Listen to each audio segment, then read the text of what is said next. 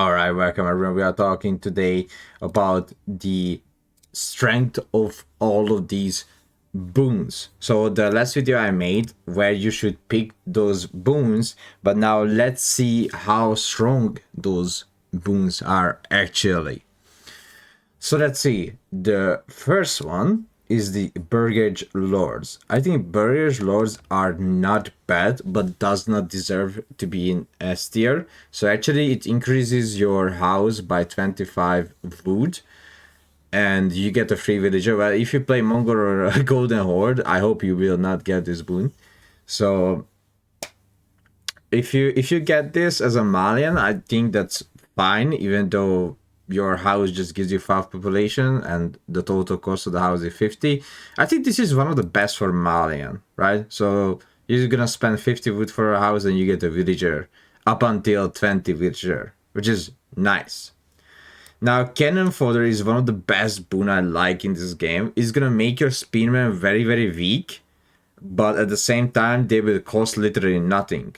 And there is one boon that makes cannon fodder even stronger, and I will talk about it later. Now, golden parachute is not bad, but you need to pick this very, very later on. You cannot pick it early on. So if you get this early on, it's not really as useful. The strength of this is not bad, honestly. So in the middle, it can be stay in the middle. Yeah, you get 250 gold per minute, but all the gold vein on the map will be removed.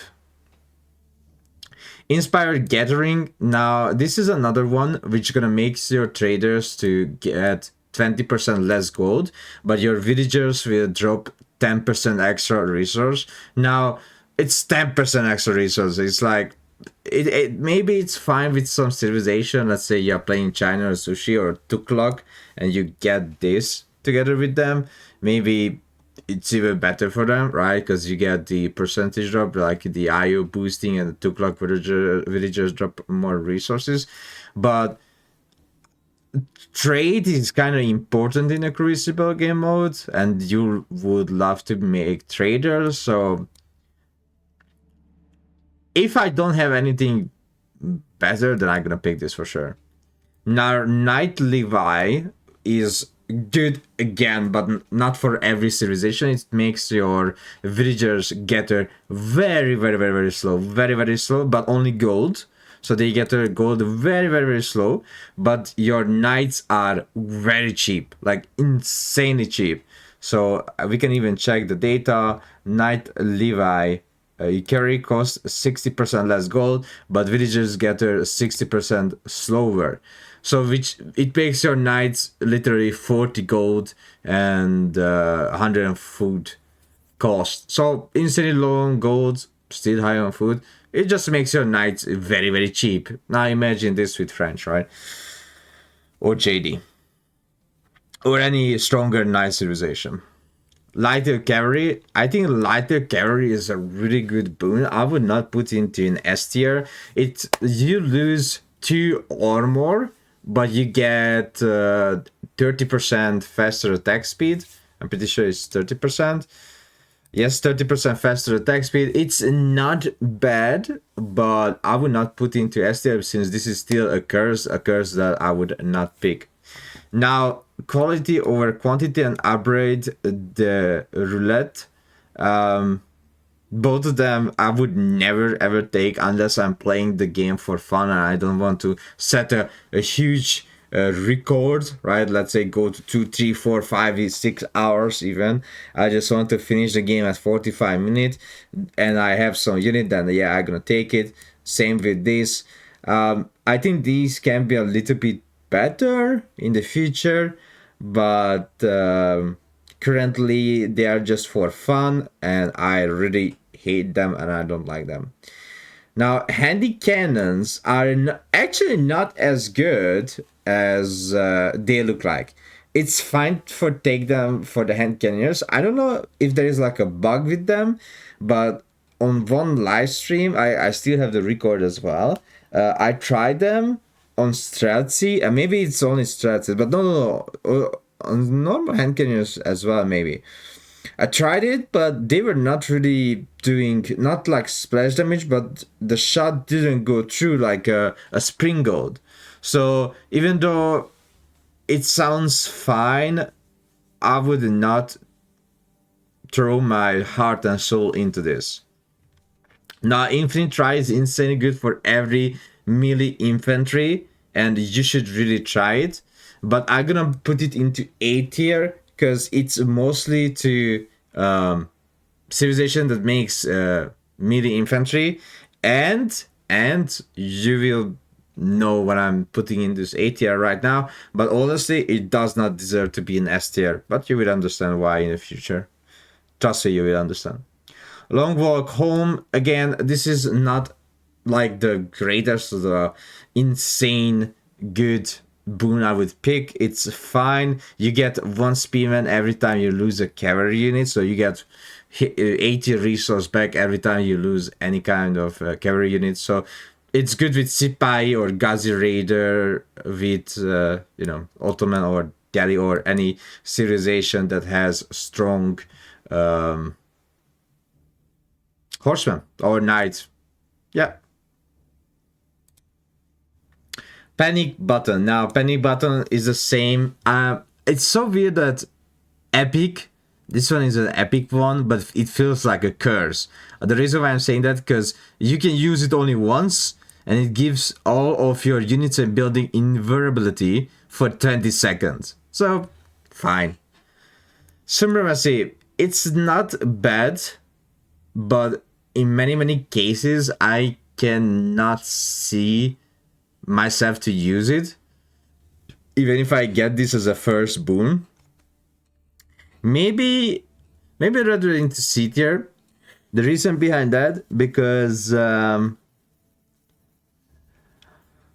you can use this as a very first boon to get your man-at-arms, but if you are playing with a civilization that has feudal man-at-arm, then actually it's very bad, because then you will get feudal man-at-arm and not castle man-at-arm, which also will result in to finish the camps much slower, and you're gonna lose a lot of units. So as a first boon, I would take it. Yes, if there are nothing else better, but I would not throw my life into this for sure. Now, Onto the Teeth is Chef Kiss. It's amazing. Onto the Teeth will enable you to get emplacements 50% cheaper for all towers, and also all the emplacements. So Arrow Slit, Springald, and Bombard, or if you are Byzantine and the variant is the Mangala. Bedrock Foundation. This is a trap. So many people goes into this thinking, oh yeah, I'm gonna have 15 tower, and that 15 tower, whenever you get destroyed, will be rebuilded. But don't forget, if there is a presence of enemy, the tower will not be rebuilded. So if you wanna go a long time of playing the game mode, then it's very bad. But if you just wanna finish at 45 minutes, then it's very good. If you don't want to, if you want to keep going after 45 minutes, then yeah, it's D. But if you just want to stay till 45 minutes, then it's S tier. Yes. Boggy Ground, it's not bad, but I'm sad that there is no improved version, or I did not find improved version yet. I hope in the future we're gonna get like a Boggy Ground level 2 that's bigger, swamp, or something like, let's say you summon the wild man, and it's gonna help you and kill all the units that's inside the Boggy Ground. That would be insane.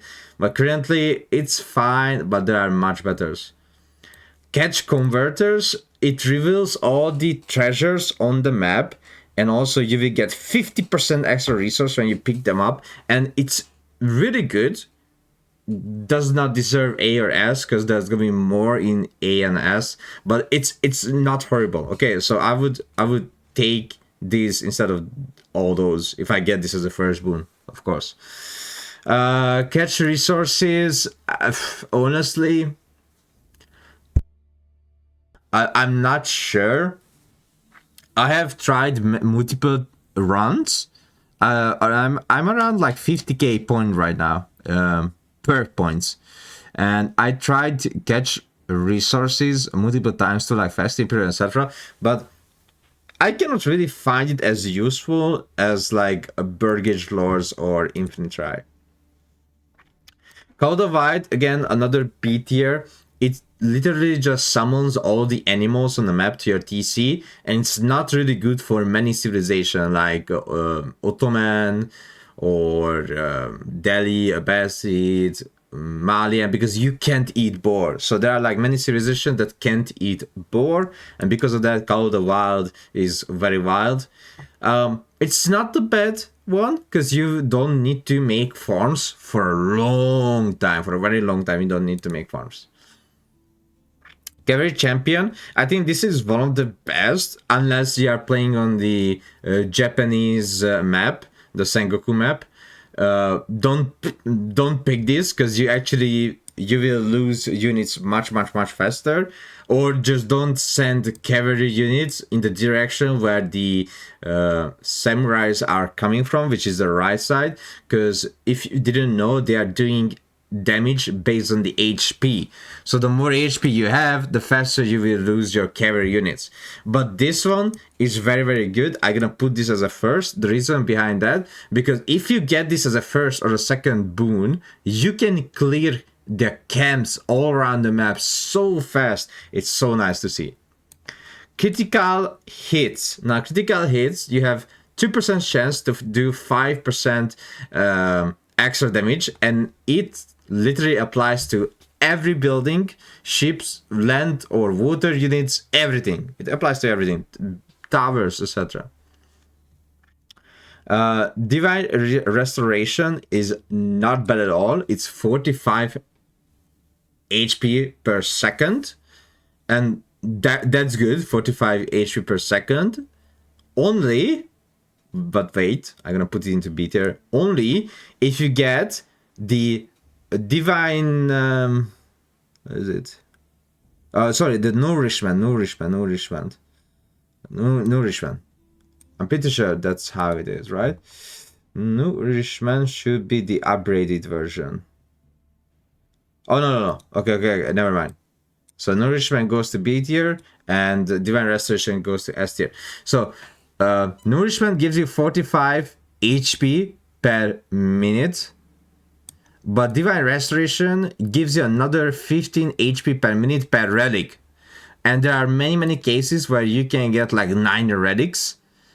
If you don't get that much of a relic, it's not as good. But even with 3 extra relic, that's another 45 HP per minute. So with this, and with only 3 relics, you already have 90 HP per minute healing. That's not heals also in combat, so you can heal your units in combat. Now imagine if you have 9 relic, which means 9 times 50 plus 45 HP per minute. Wow, that's a crazy one.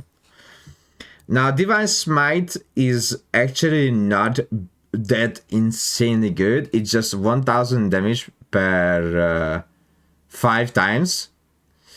So AK to 5 targets, you can hit the same target 5 times as well. It's not really bad, but honestly with you, there are many other things to pick up, and I would pick those up. Divine Smite upgraded. Now just like Divine Restoration, if you get a relic, you will target two more targets. So from 5 it goes up to 7, 9, 11 every time you get a relic. So relic gives you another 2 targets with 1000 damage. So that too makes it insanely good. Divine Warriors Cavalry, it gives you 20% extra damage on the cavalry units, same with the warriors and same with the ranged. But actually I think they are very good, so I'm gonna put them like this. So 20% extra damage on all of your cavalry, melee units or range units. Eagle Eye, I think Eagle Eye is insanely bad. Even though it gives you 2 extra range and 10% attack speed, this one should have an upgraded version, like a Eagle Eye number 2, because 10% extra damage and 2 tiles of range, it goes more like to fun, or just use it with English and Wingard Rangers. So that's honestly makes it into D tier, but I really don't like this. I hope they're gonna introduce like an upgraded version or something. Now, economical thorns, I cannot see this anyone using it because again, this one does not have an upgraded version. It gives you 50% extra HP on all villager or traders, and every time when a villager is struck, they will do 20 damage back immediately. So it's like, and also I'm pretty sure it's only melee infantry, not even ranged infantry or ranged units. So only melee units that will receive the damage back, which is like meh. Now equilibrium is not really bad, and the upgraded equilibrium also not as bad. It gives you 150 resource per minute every time when your resource is the lowest, and this one gives you 400 resource per minute to the resource which is lowest. But early on it's very confusing because it's gonna jump between food, gold, and wood. So let's say suddenly your food is the lowest, then you're gonna get food 150 per minute, but suddenly your wood is the lowest, then it's gonna give you wood. So it's very confusing because it doesn't really work as it should be. So it's fine, and this one is fine. This one gives you 400 resource per minute, but of course there are better. Fabrication, that gives you 3 extra relic, which is very good. I'm gonna put this next to Burgish Lords. Fabrication gives you 3 extra relic, and that's it. I think in my eyes 3 extra relic, and you also get resources like food, wood, and stone in Imperial, thanks to the Tide. Fast expand, no question asked. 75% cheaper TC. You can build TC in Dark Age, and 75% so faster building time and cheaper. Fruits of Labor, again, this is like something I would pick only in Civilization that has berry bonus like Delhi or Abbasid or Tukluk or Ottoman with the landmark, but it gives you extra food. Let me show you. 250 more food and 100% faster getter rate. Amazing, but not really. Growth found insanely goes into S tier. You get 5% HP on every building and unit. So everything gets 5% extra HP. It costs you 100 food, wood, and gold, and every time you upgrade it, it doubles. So 100, 200, 400, 400, 800, 800. So every time it doubles. But 5% HP to everything, amazing. Now, hard counters. I always forget what is hard counters. Crossbow and damage ignores all armor. Let's put it into B tier, because most of the time, I don't know, let's put it in C tier, because most of the time you really don't want to make hand cannoneers. You rather want to make hand cannoneers than you rather want to make hand cannoneers every time and not crossbow. So this is good for civs that doesn't have hand cannoneer. So with Zushi and which is the other, Zushi and Knights Templar, I can see hard counters being insanely good. Then yeah, so if this only for 2 civ, then at least deserving to D tier, not F tier, because it's very strong. Because now your crossbowman ignores the armor, but it's not that really good. If it also increase the damage of the crossbows and make it as like an epic card, I don't know why is this a white card, by the way. What I really don't like about this, that how we have like a few, you have more cursed than epic cards. So I hope this one gonna get a rework, will make it to epic, and actually gives like extra attack speed or damage to the crossbows.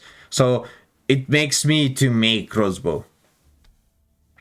Heavy charge, again, it's just 10% damage, extra damage on your first charge, which is like, alright, that's fine. Maybe with Templar Brothers and Slugta Cavalry is not bad, or some knight units.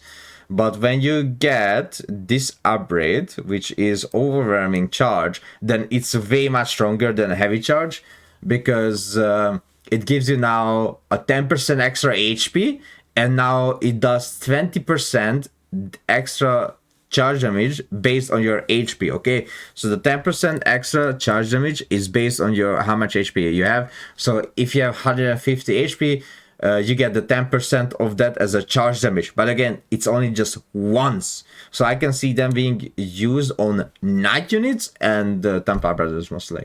But I can see every, not just knight unit, but every cavalry civilization. Okay, let's say that every cavalry civilization.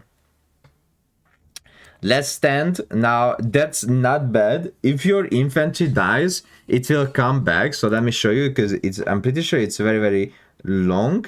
So infantry that receive a killing blow enter last stand, returning to full health and gaining 50% damage during last stand. Health is repeatedly depleted by 8% per second. So it's really good, because even if you lose your infantry, they will return and you will get back the you will do more damage. Mercenary Spearman, it's not bad. Picking maybe the first boon, or the second boon that you pick it if you have extra boon picking as the perk. But honestly, with you, there are like many other that's better for a long run. Mobilization, the same thing is that it's fine. It's 800% faster production building on all military. So sadly, it's only all military, but it has an insanely huge cooldown. So I would not push myself until there is nothing else, nothing better. Penryn Garrison, now that goes next to Armed to the Teeth. Let me tell you that Penryn Garrison is insanely good, because every building that's garrisonable will automatically fill up, so you don't need to put units inside. I'm pretty sure you get it why it's so strong. So you don't need to put units inside and think about Red Palace, French and JD. Springle Champion, I have never ever seen in my life this being useful. It's not really as like the Cavalry Champion, it's just a Springled with a low damage that shoots 3 bolts. And most of the time the 3 bolt it shoots, it hits only the middle if there are not that many units. The maps does not offer you a lot of choke point. It has very slow attack speed and very small damage. So unless, if I have to pick from all of this, I would always pick it as first, honestly. So I would always pick it as first. Let me put this as like always as a first. And this is as well always as the first. Here, this one always as the first. Okay, that's perfect. That's perfect. And this not as the first, but all the other 3. Sticks and stones. Now, if I see stick and stones, not just with Mongol and Golden Horde, but with every civilization, it's so good. You can pair this up with cannon fodder. Like cannon fodder and stick and stones together is such a good combo, because you get very cheap spearmen, and your very cheap spearmen now gonna give you 8 wood and 8 stone. Okay, 8 stone every time you lose a spearman. Training dummies, well, again, I hope this one gonna get an upgrade in the future to make them like fight, right? So currently in my eyes, it's like, okay, you can deploy like multiple of them and hold the wave a little bit back. But I really wish to see a training dummy that's like an epic card, let's say, and now your training dummies will become a man at arm, and they are just running training dummies. Vulnerability, which makes every unit take 30% extra damage from ranged units if you have a heavy cavalry. It's very, very good for all the civ that can make knights and strong knights, because now every unit that's around the knight will take 30% extra damage. And if you have Knight Levi, let's say, and you paired up with vulnerability, that's like chef kiss. Weapon stores, as good as Arm to the Teeth, Permanent Garrison. So all these three are chef kiss. Weapon stores, I'm pretty sure it gives you 100% extra damage on the tower. Every emplacement will does 100% extra damage. Wrong end of the stick. Now this just gives you 100% extra damage on your spearman against cavalry units. Well, since we don't have elephant maps yet, I cannot really see this unless we get an only cavalry map. Maybe watch your step if you make spearmans there, but honestly, maybe with cannon fodder together, I cannot see myself getting this and like be happy. If it had like a, let's say, an upgraded version, then I'm gonna put it at least into C tier. But because there is no upgraded version and it gives you 100% extra damage against cavalry only, in my eyes, this is, you know, like there are better things to pick. So now this is my tier list. I have over 40k points in Crucible and I'm playing every civilization. I'm not abusing Knights Templar like some people. So again, if you wish to like set up a huge record, just play with Katie. But if you are like me, play with every civilization and let's see if you can beat those maps, not just spamming Katie. Bye. Bye bye. See you in the next video. I love you, my lovely Age of Empires community. Hello.